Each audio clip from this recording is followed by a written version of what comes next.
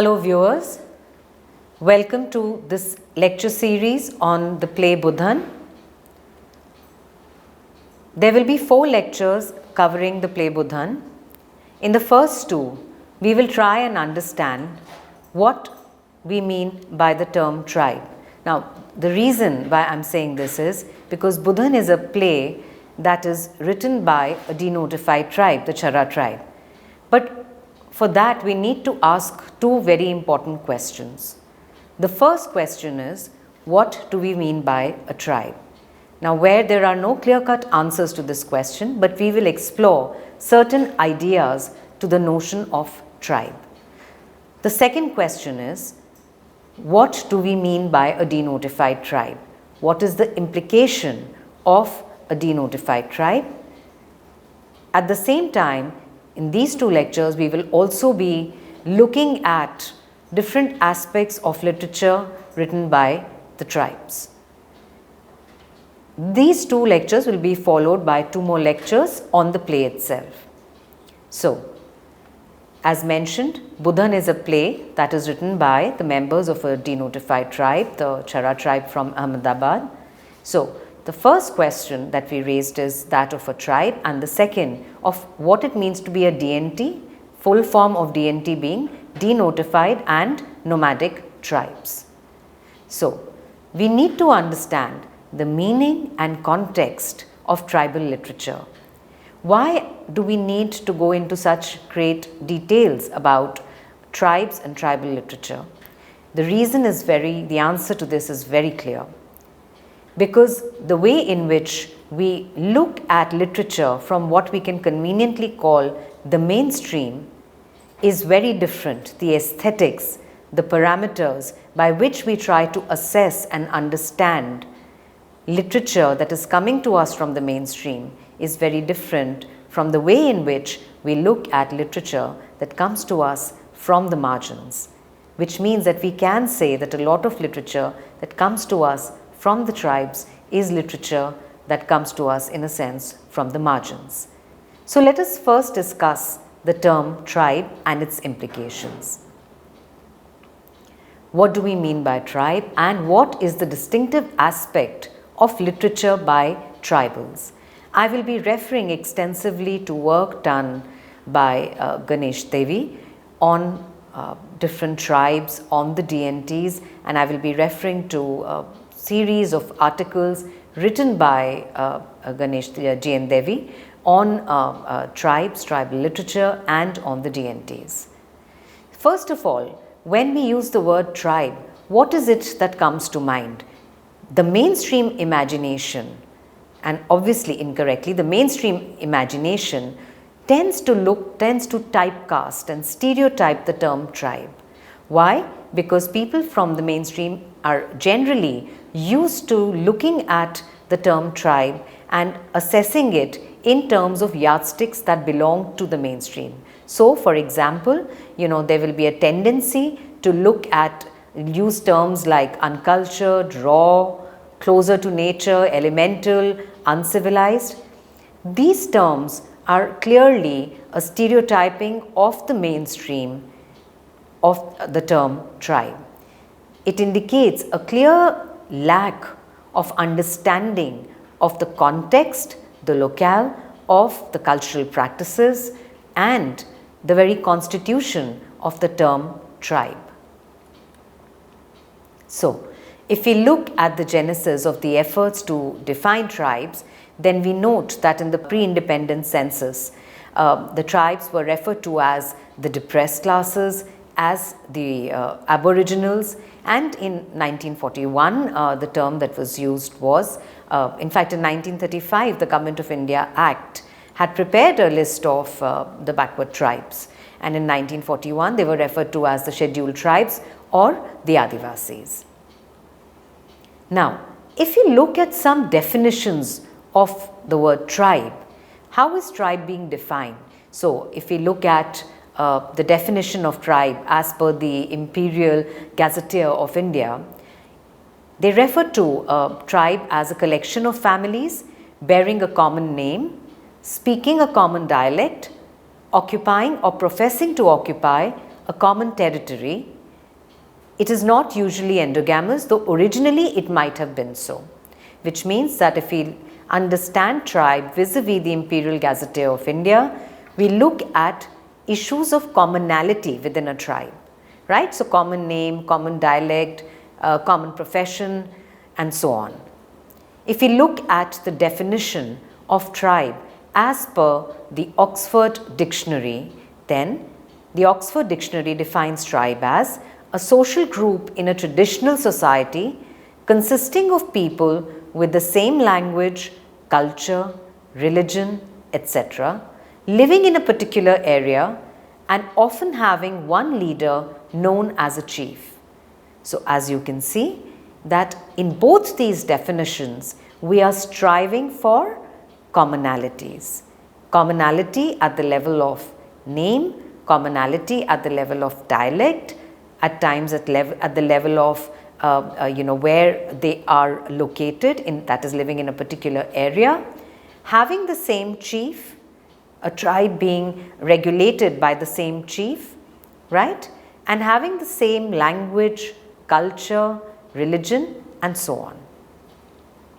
Let's look at a definition by the anthropologist D.N. Majumdar, who says that a tribe is a social group with territorial affiliation, endogamous with no specialization of functions, ruled by tribal officers, hereditary or otherwise united in language or dialect, recognizing social distance with other tribes or castes without any social obloquy attached to them, as it does in the caste structure, following tribal traditions, beliefs and customs, illiberal of naturalization of ideas from alien sources, above all, conscious of homogeneity of ethnic and territorial disintegration. So, to add to our the terms that we have been using, the vocabulary that we have been using to define a tribe, we have been, as I said, trying to arrive at commonalities, certain parameters that belong to a specific tribe. So, here too Majumdar talks about territorial affiliation, then endogamous, then hereditary or otherwise united again in language or dialect, and there is a social distance. What is added here is interesting, a social distance with other tribes or castes, and there is no hierarchy. I think that is a very valuable point, that there is no hierarchy in a sense, there is no obloquy that is attached to them.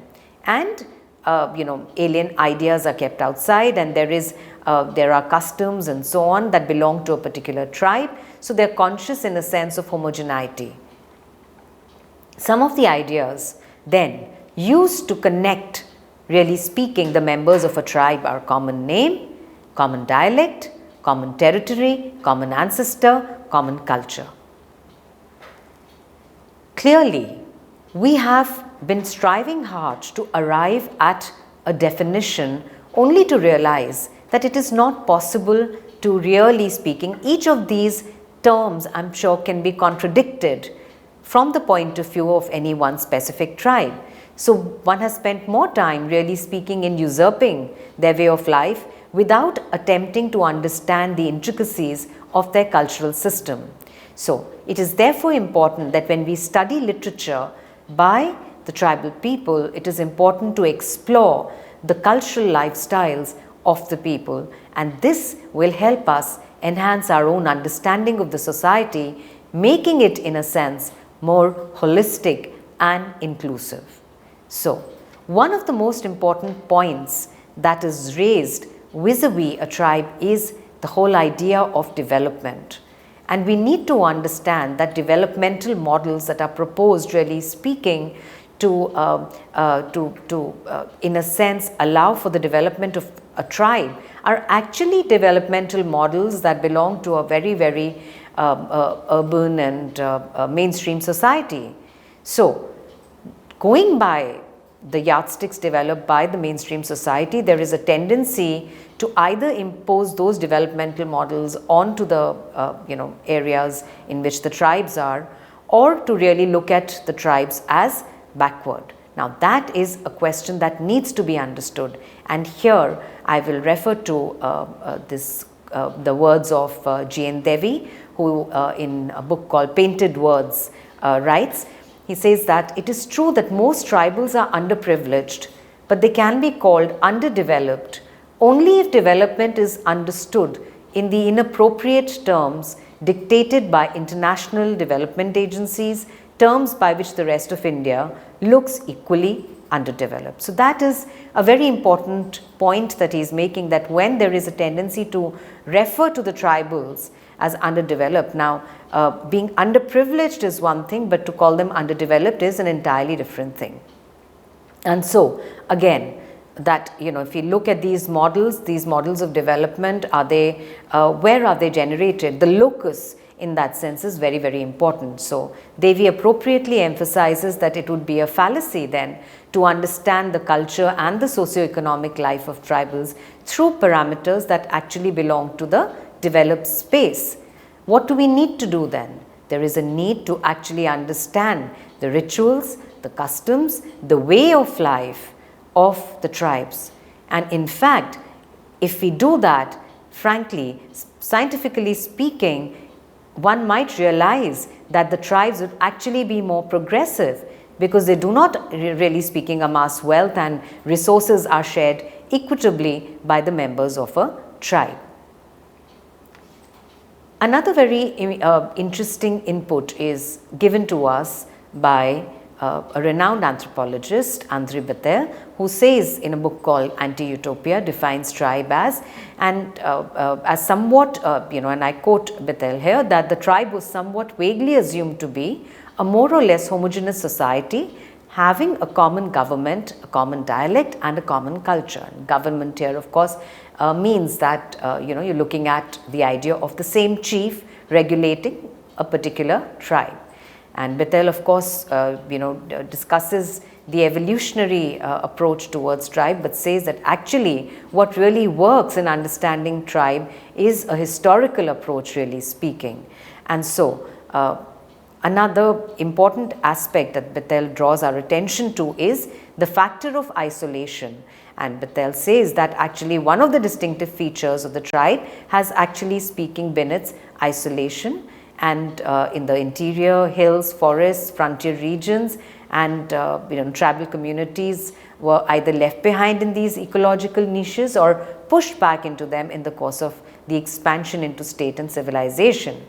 Their material culture, their social organization have largely been related to the ecological niches in which they have lived their lives. Now, this factor of isolation, again, we need to read into it to understand that what again the mainstream considers to be isolation. Is it isolation, or is it a matter of choice where the tribes decide to not participate in the developmental models and activity of mainstream society? So here we can actually read into and also ask about what, really speaking, this word isolation then used by Bettel needs to be understood, always to be read within quotes in that sense. So if they are, the development is then related to, the valuable point actually that we take from Bettel is that development is related to the ecological niches in which they have lived their lives. That is a very, very important point, which means that any model that is proposed in a sense by mainstream society is not going to take this ecological niche into account. But that is where, both sedentary, non-sedentary tribes belong to their habitat in a certain way, where they are for the moment or where they are on a permanent basis, the hills, the forests, the flora, the fauna, all of it, really speaking, belongs to the tribe. So, and both these make, J.N. Devi, of course, and André Bettel make important points about what, really speaking, then are the identity markers, in a sense, of a tribe, and the complexities that are involved in understanding tribal societies. So they have a material culture of their own. Now the materiality of the tribe is very different, again, from the materiality of the rest of the society. It belongs in a sense, and I'm again bringing in the term that is used by Patel here, the ecological niches, that is where the materiality is to be located, that is where it develops, and it is based on this that the material culture of the tribe evolves. And this, in a sense, cultural anthropologists and will have to, when they look at tribes, they will look at it from these parameters and not parameters that are generated elsewhere. So, where the tribes may be marked by isolation, as I said, there is a need to ask that is it something that is imposed or is it a matter of choice? And that is what will help us understand the structure that belongs to them. So, it is therefore a challenge to understand tribes from our assumptions of what a society means, of what a tribe means, and what we mean by development. So, first and foremost, we need to understand that any attempt at defining a tribe has to be rooted in a historical understanding of the group, and this historical understanding has to evolve from within the perspective of the tribes, and they should not then be assessed, defined, or judged by the binary that is imposed on them by a world that considers itself as civilized and considers the tribe as primitive.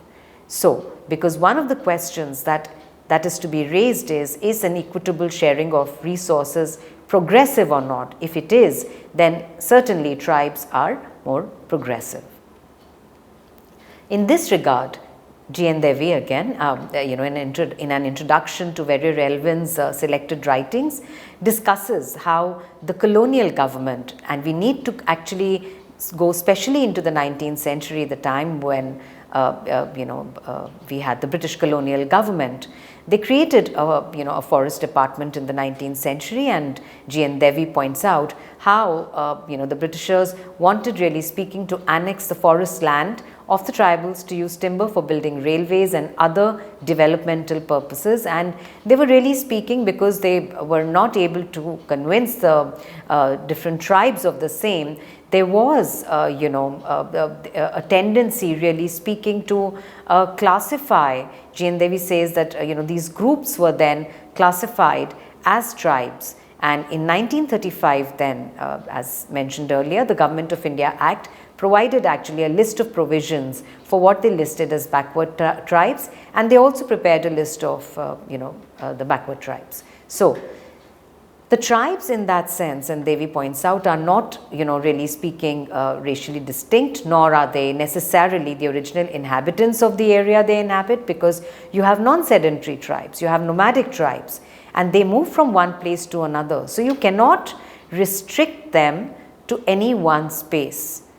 The tribals at times have not been completely cut off from the non-tribals, points out Devi, and since it is impossible to characterize the tribals by any one distinguishing feature, Devi says that, and I quote him, that it can be tempting to argue that in the present day context, tribals are simply the most underprivileged or underdeveloped groups in the country, quotes close, which means that one needs to understand the tribal groups along with the rise of Orientalist studies, because what 19th century Orientalist studies did was to actually evaluate and understand tribes from the perspective of what they call savageology, that allowed mainstream society and colonial powers to look at tribes as necessarily primitive. To therefore sum it up, we arrive at a certain understanding, and let's take a look at some of these points. That it is difficult to define a tribe in any one given manner. There is no easy definition there. Historically, researchers have tried to define a tribe through a minimum common factor. This could be territory, language, culture, but as I said, there will always be tribes that will contradict these factors of commonality. The next point, according to Bethel, how the tribes are characterized by isolation, but at the same time, a deep connection with the environment. Again, bringing in Devi's point, the idea of tribe is primitive, originates from the assumption of the city in a sense as mainstream perspective. So then, what if it is very difficult to define a tribe? We understand factors of commonality that can be contradicted, but what is our takeaway then in understanding tribe? And what then is the kind of literature that is produced by the tribes, people belonging to different tribes?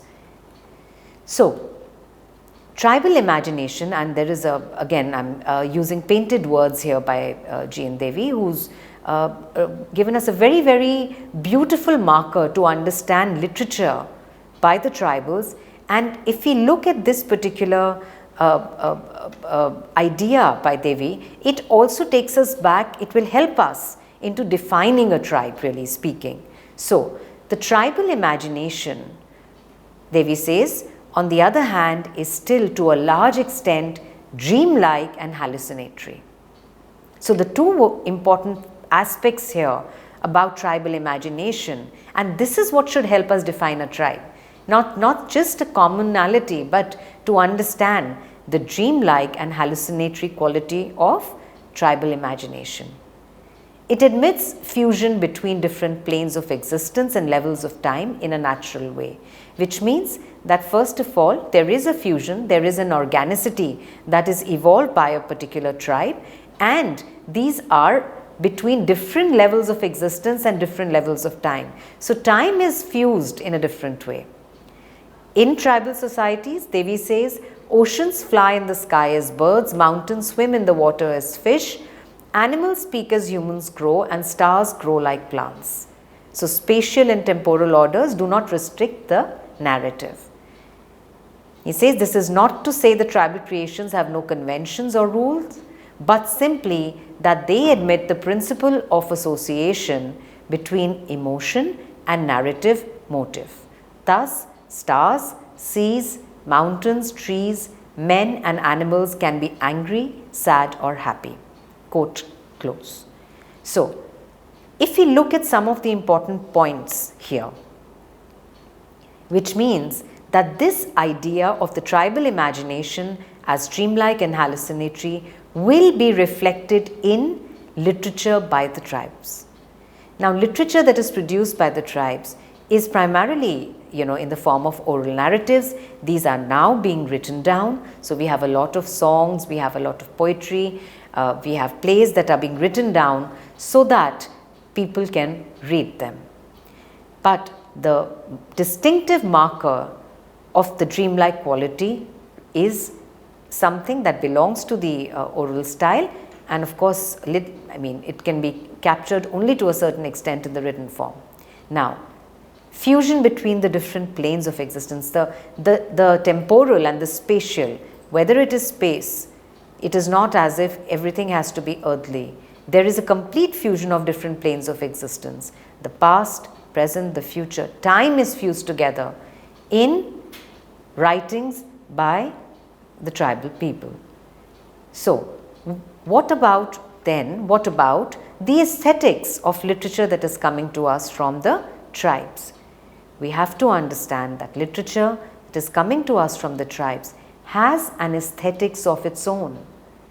It is not an aesthetics that we can simplify and understand from the perspective of literature that is coming from the mainstream or even the margins, but the aesthetics of the tribal literature is going to be very different, and it should be understood in terms of the cultural contexts of the different tribes. So, the mind is closely engrossed in time and not territorial space. The oral and the visual remain integrated. In fact, all the senses are absolutely beautifully integrated, and they are tapped and presented in literature by the tribals. Having said this, we need to understand that where it is very difficult to define a tribe, we have hardly paid any attention to what we understand to be the denotified tribes. And this is something that we are of course going to discuss in much greater detail in the second lecture.